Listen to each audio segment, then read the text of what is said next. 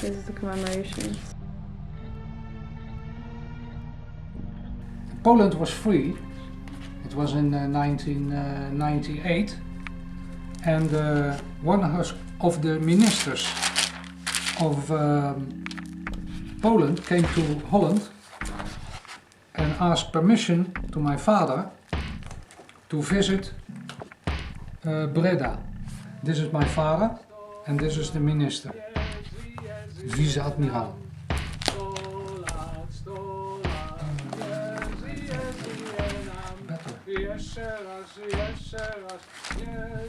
What happened? You know basically the story of the Poles during the Second World War, but I will tell you a bit more. There are 4 generals who played a very important role in this whole exercise of the war. That is the General Matzek, that is the General Anders, and that is the General Sosabowski, and that is the General Komorowski. Now, I tell you, here you see the map of Europe. Here you see Poland. So when the war started, that the 1st of September, Germany attacked Poland, 17 days later, Russia attacked Poland from the other side. So Poland was in a kind of position they couldn't do. What happened during the month of September? About 100 till 150,000 military persons escaped via Romania, via Hungary, and finally they came in France. And there they set up an army with the idea, when the moment is okay, to attack, to help Poland, to free Poland. But then in the meantime, the Germans came in May 1940, attack Holland, attack Belgium, and attack France. So that army moved finally to England and finally to Scotland. And there they formed a new army, the 1st Polish Armored Division and the parachutist brigade. Good. So finally Anders organized an army and he went via the south part of Europe, finally to Italy in May 1944, and he was very active in the Battle of Monte Cassino, and finally the war was over. And the last general, Komorowski, he was in Warsaw and he was very occupied with the uprising Warsaw in August, September, October 1944. If you want to back to Poland, because Poland was at that moment communist, so you would be punished and sent to all kinds of camps in Russia. So a lot of Poles, with the help of a resettlement corps, immigrated to North America, to South America, to Argentina, Brazil, to New Zealand, to Australia, and so on. And my father, he went back to Holland and stayed his life in Holland.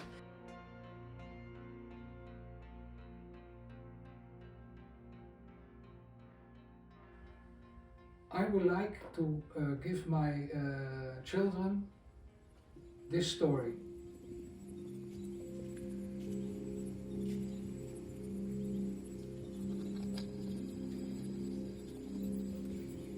My father came in our address by my father and mother, and it was Wojtek Niewiadomski. I remember this name, and Wojtek said to me, "Hey, shall we go to Poland?" And I said, "When we are going?"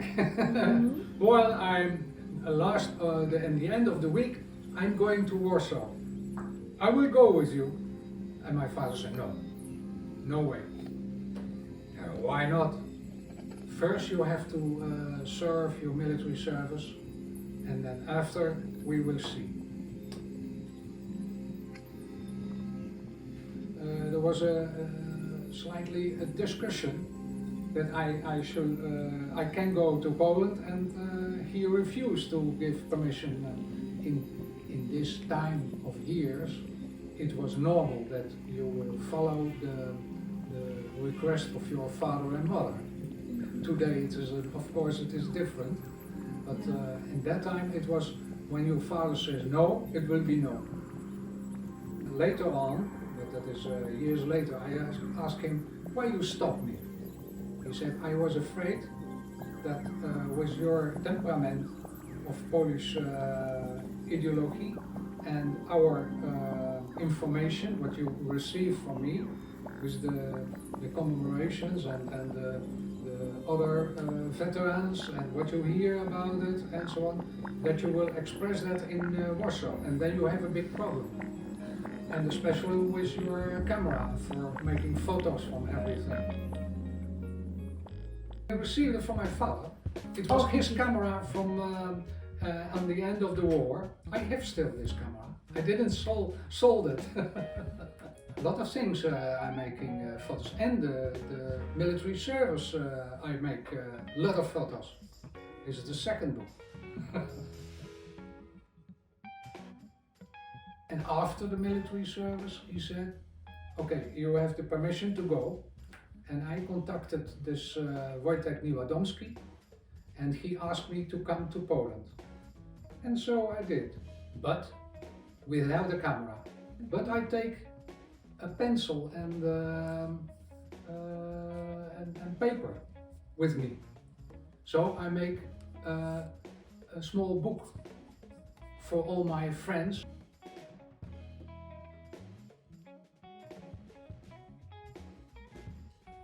Everything was born to make more contact in Poland. And that in the meantime, I met Ellie. I told Ellie, do you like to go with me to go to Poland? And she said, yes, of course. It's a big revolution for me too, but we are going to the family. And I asked my father to write a letter to his sister, my auntie, that we are coming.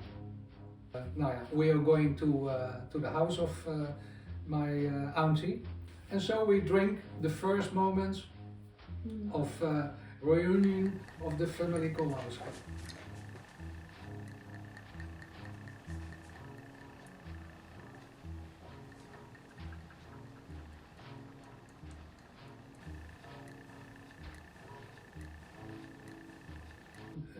My father was, of course, in that time, not yet a Hollander.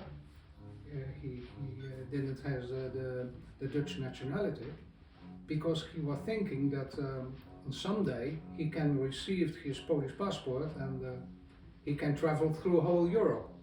He didn't like to hear about his past on one moment. I think that he was 90 or something like that.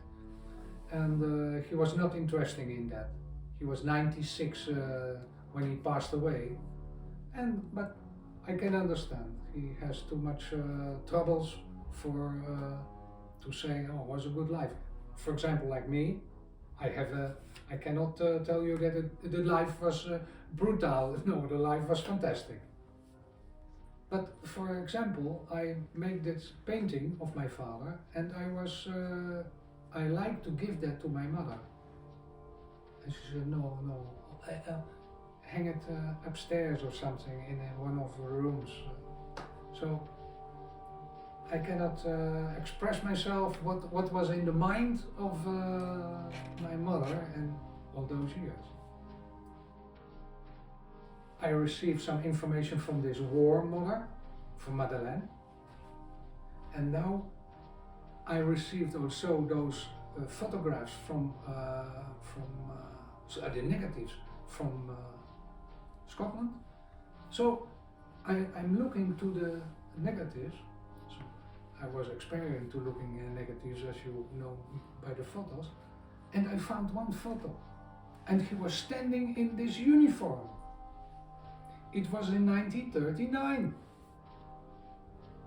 And then I read books about it, that the Polish soldiers has no uniforms when they came in this kwiatkata, in this French. And so they received the old uniforms of 1918. Today, I have his complete life from 1912 to 2008. all facts by documents. And so it's very hard to express now in this moment what I should do with this. My manuscript will named From Lwów to Wilhelmshaven, from Poland, that is now Lviv, to Germany. If I have that piece, I can understand why Joseph didn't told me anything. Now I have much more than this part.